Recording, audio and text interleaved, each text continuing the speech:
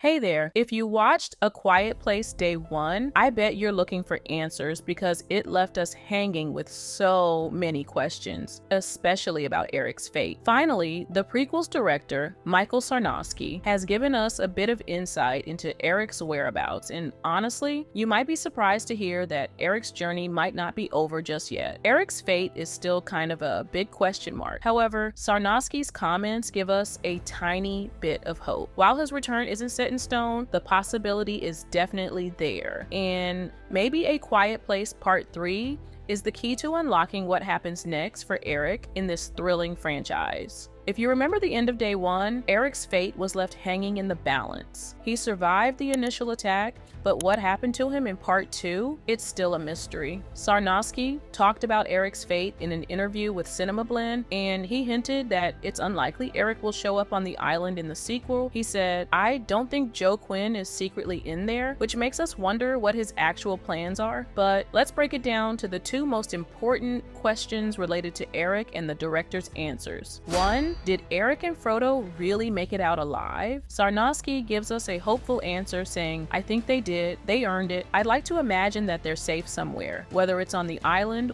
or elsewhere. They found a little bit of peace for now." This answer is like a tiny beacon of hope for fans. It's like he wants us to believe in the possibility that Eric and Froto found a safe haven, at least for the moment. 2. Where is the boat going at the end of the movie? The director's answer here is pretty mysterious. Who knows what exactly it's going to take to get there? Clearly, at least some of those people end up on the island that we saw in Part 2. I'm sure their trials and tribulations aren't over, but in my mind, some of those people are eventually getting there. This vague response keeps us guessing about the journey and fate of the characters, leaving the door wide open for more twists and turns in the storyline. Who knows what happened to them in that boat? Even though Eric didn't pop up in Part 2, Sarnoski hinted that there's a chance for his return in future installments. He even joked about the possibility of including Eric in future re-releases using CGI, which means he hasn't entirely ruled out the character's comeback. Sarnoski quipped, "We get a pretty quick glimpse into that society there. Maybe when we do the George Lucas kind of re-release,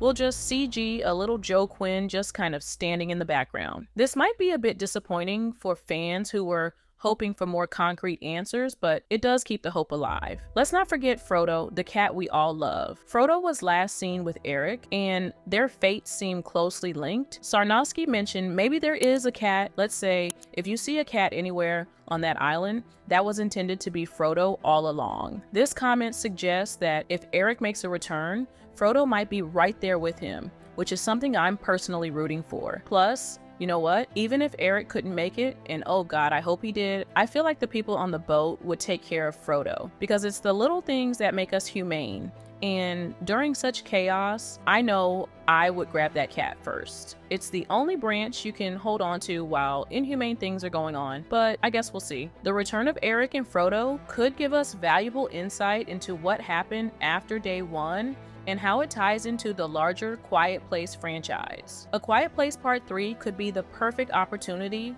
to connect the prequel to the broader storyline. Imagine watching Part 3 and seeing Frodo first. The children could interact with the cat, and then boom, Eric appears. Just thinking about that scenario gives me chills.